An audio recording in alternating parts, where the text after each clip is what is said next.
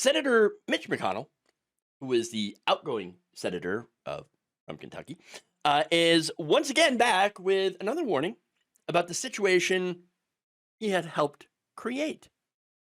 In an interview published Wednesday with the Lexington Herald Leader, McConnell said that I think this is the most dangerous period since before World War II.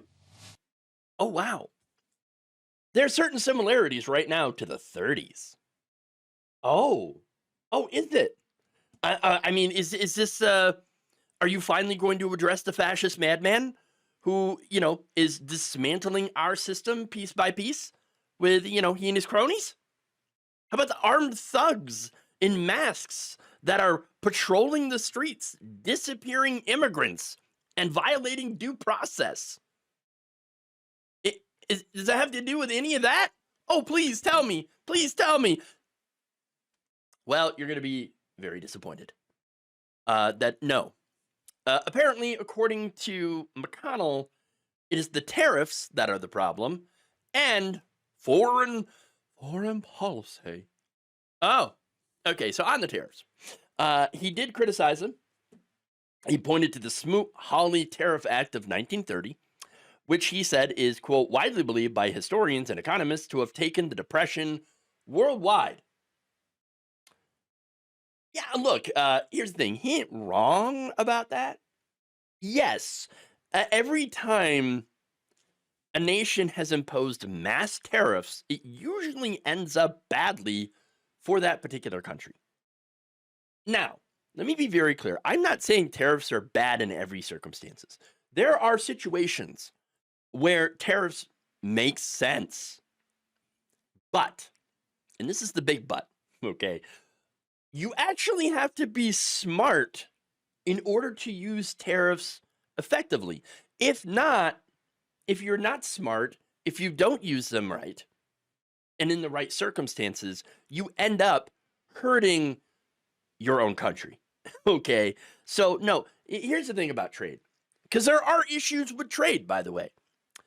One of the problems here, all right, is the fact that American corporations have been allowed to outsource their manufacturing to developing countries. Okay, for example, China, Vietnam, Bangladesh, and they did that in order to save money on labor and to skirt environmental protections. And of course, they also skirt labor laws too, because a lot of those countries didn't have labor laws. So now these companies would then import the stuff made by exploited workers, because that's what they're doing. They're exploiting these foreign workers, okay? And then bring them back here, sell them for slightly cheaper than they would in America, okay? Than stuff made here. And so, but because labor costs were so low there, they would make a massive profit. Massive. And so the result is undercutting American workers and incentivizing other companies to send their workforce overseas. So other countries, they didn't steal your jobs. Foreigners didn't steal your jobs. Greedy CEOs sent your jobs away so that they could make more profit, enough to maybe, I don't know, buy a second or third yacht. That's the reality of the situation. All right. So that's one of our big problems with trade. Now, that said, back to the tariffs, right? Now, tariffs, remember, they're not paid for by other countries.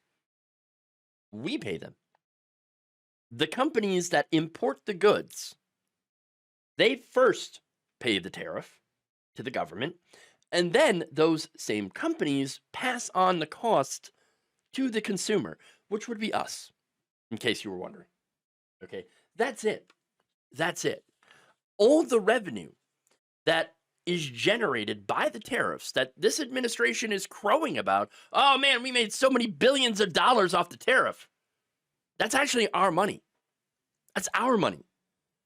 It is a tax. These tariffs are a tax on us.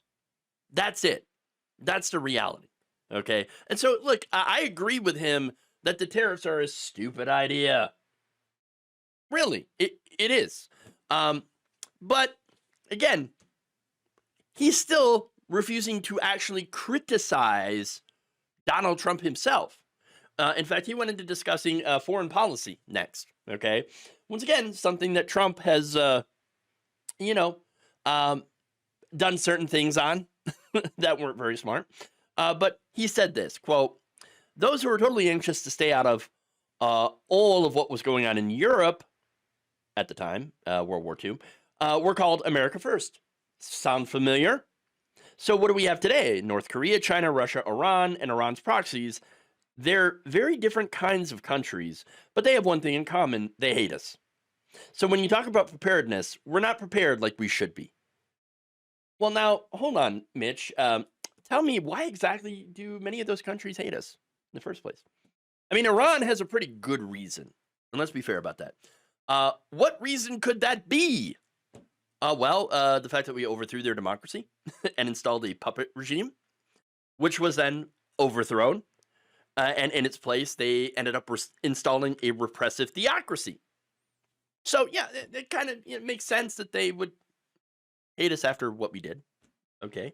And so now North Korea, remember, we went to war in Korea, the Korean War, and we did that just like we did in Vietnam. And the whole goal of that was to contain communism or something. Okay. And in Vietnam specifically, we ended up shooting children and burning down entire villages in the jungle. We lost that one. And Korea ended up with a stalemate with the South after the Chinese got involved. And also maybe another reason why China isn't exactly friendly towards us either. But look, what I'm trying to say is Iran, okay, is that a lot of our foreign policy decisions, Iran included, China, all these countries, since at least the 1950s, were designed with one goal in mind. What goal is that? To protect and help American corporations make profit. That's really it. I mean, for example, Iran, the reason that we overthrew the democratically elected government of Iran is because they were going to nationalize their oil. And we're like, no, we do not want that. No, we want American corporations to continue to have control over that oil supply. Iraq, kind of the same thing.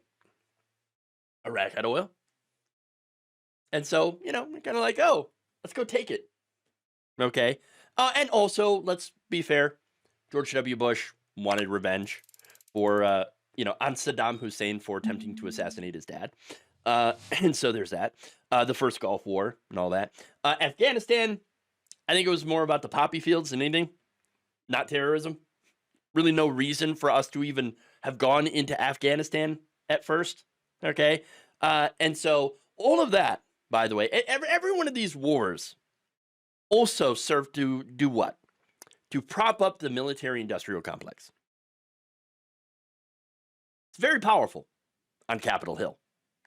That's why they have an extremely large budget now. The war budget. And so, yeah, that's the reality here. Now, Mitch McConnell, by the way, Mitch McConnell and most of our politicians serve that military-industrial complex. Okay? I mean, think of places like Virginia, right? There's a lot of companies that have a lot of jobs in that state.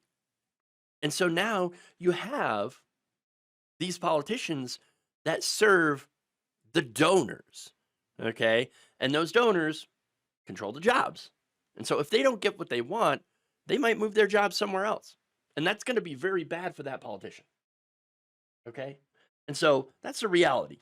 Now, that said, getting back to Mitch McConnell, now he had warned about failure in Ukraine, all right, to stop the Russian advance. He said, with regard to Ukraine, what we need to do is avoid the headline at the end of the war: Russia wins, America loses. It has huge worldwide implications. Okay. I mean, sure. And for those, he says, who are concerned about the money, I think it's important to remember that about half the money, getting back to the military-industrial complex here, was spent in this country, including in Kentucky, with 38 states modernizing our own industrial bases. We've sent older weapons to Ukraine. So, all right. Basically, I read through that interview, and he didn't talk about Trump's authoritarianism. He didn't talk about sending the military into cities like D.C. and L.A., illegally, by the way, as a federal judge had recently declared that Trump sending in the military to L.A. was illegal. Didn't mention any of that. Nope. In fact, he basically said, I'm not criticizing Donald Trump or any Republican. That's really it. Now, here's the full quote on that. Whether you're the president or the leader of one of the parties is the Ronald Reagan quote that I thought made the most sense. He had what he called the 11th commandment. Do not speak ill of another Republican. So that's the way I've tried to conduct my career. There are two types of people I've run into in politics. Those who want to make a point, and it's pretty easy to do because all you have to do is criticize another member of your party, or those who want to make a difference.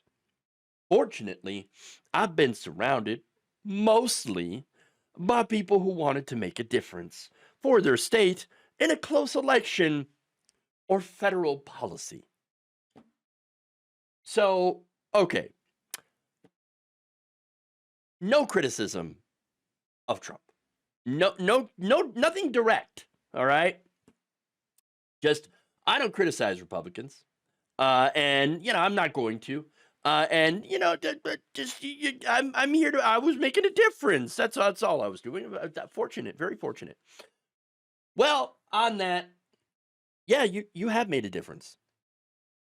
You made this country worse.